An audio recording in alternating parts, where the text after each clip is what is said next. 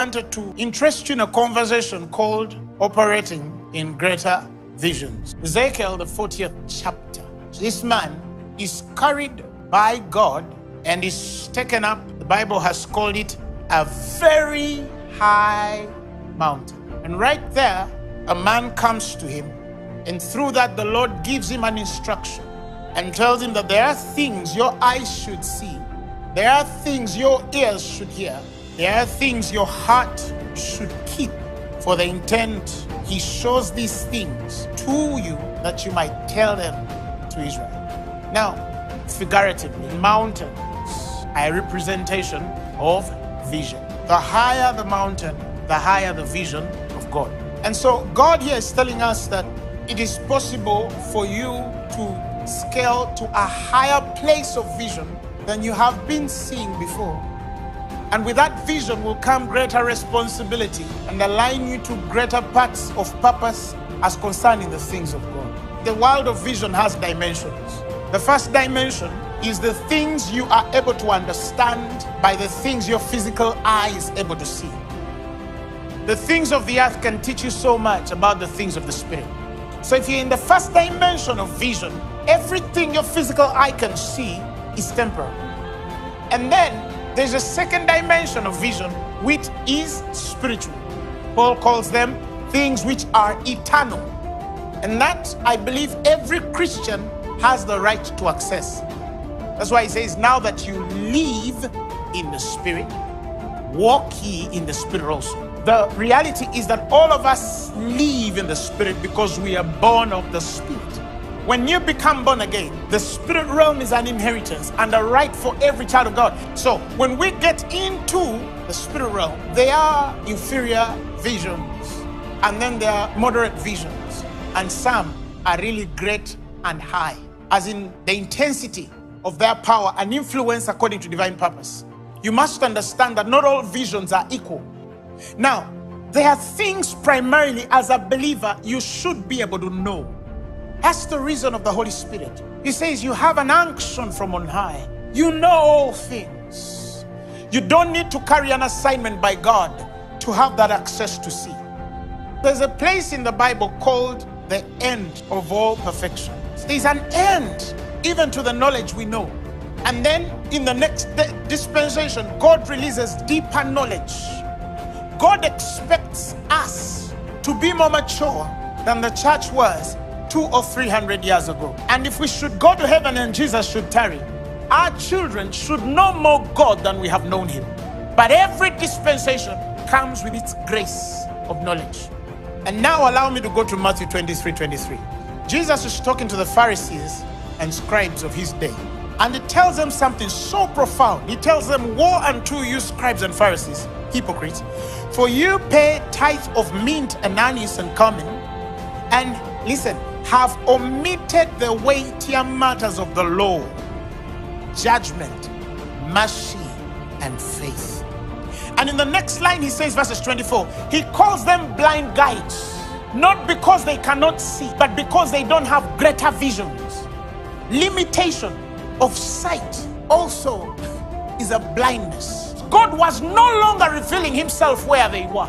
I've seen the conveniences that come with the ignorant because they do not know what God has brought in every generation. And so that consistent and constant prayer, that as you continue to grow me, may I never lose the place that constantly sends revelation and vision for my generation. May I stay on that window. May I stay constantly accessing whatever is new, because to become old, you don't need to age in the body. To become old is your disconnect from the last time you actually had God. That's the revelation of new wine, old wineskins. He can anoint you whether you're 70 or you're 20. It depends on when you last dipped yourself in the experience of divine revelation. So, the days of the Pharisees and their revelation and whatever they have to sustain Israel has come to an end. Now God has brought a newer experience of revelation. He says that you are blind guides which strain at a gnat and swallow a camel. You know, there are people who are just there to scrutinize and criticize everyone, someone to see where the mistakes are. Instead of doing big things for heaven, you must know what's important to God. You are so careful about fulfilling the law to the letter, but as you continue fulfilling it, you actually err the most in the process. So we find that even in trying to do what we know God wants us to do, we actually end up doing so contrary because we don't have the greater vision of life. Why is it important for me to preach this? Because the man who invented the comb, he had a good vision, I can say. And the whole world uses a comb because some guy thought it. But combs don't change empires. Greater visions do. The person who invented that app in your school, which you use and it can help you know which programs are there and they did a great thing for your university. But it's not the same vision with Zuckerberg. He can do something and affect the voting process of a nation. That's a greater vision. So I started asking myself, can't you get one of these Africans here and put something on them that can affect billions of people? Do you know what the invention of electricity brought to the world? But there was a man somewhere in a room dreaming to change the world. But now that's a great vision. And I thought to myself, pastors and men of God, can't we have a greater vision for the church? Come on, shake somebody. Can God give you a revelation that can shake the North Pole and the South? Can God give you something that will shake America and put it on its toes? Can God put something in your spirit that it will shake Europe from the north to the east? Can God give you something that will make London lose appetite and sleep? Yes, that's called a great vision. And yes, it is possible. Oh yes, people are doing business. But I don't think that heaven is run out of ideas of business. Oh, God can put something on your life. Come on, somebody, I want you to dream. And that is why I want to pray tonight. May God stir somebody's spirit that whatever God placed in your life will come out. And people will say that the next idea that evolved the history of business like we know it came from this woman. I believe that the God who created us has an idea and he has a way of stirring something in you. I'm talking to that single mother who has one job but can believe God that the next idea in the clothing industry can come out of her. Right now there are people who are dreaming for the next world.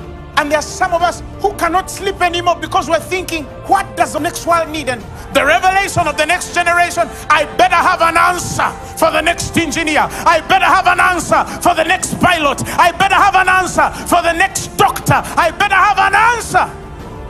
I must be relevant. Artificial intelligence should not replace us.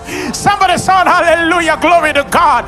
Because we are not speaking from intellect, we're speaking from the spirit. There is divine authority. There is something called the anointing. That is not something that you can code. I want to provoke you. I don't care how old you are, it can still happen if you choose to believe God. Because this is your generation as well, whether you're 80 or you're 22. There are people right now in their lab making sure that cancer is healed. A Christian should be among those people. And I see it's going to happen. I see that the next inventions have your name on them. The next ideas have your name on them. That's what we need. We just need to stir a man to put up his hands and tell him, God, give me something greater. Give me a greater vision. Join our online family, spread the love, and follow us on Facebook, Twitter, Instagram, and also subscribe to our YouTube channel. Phaneroo, make manifest. Hallelujah. Somebody say, God, give me something greater.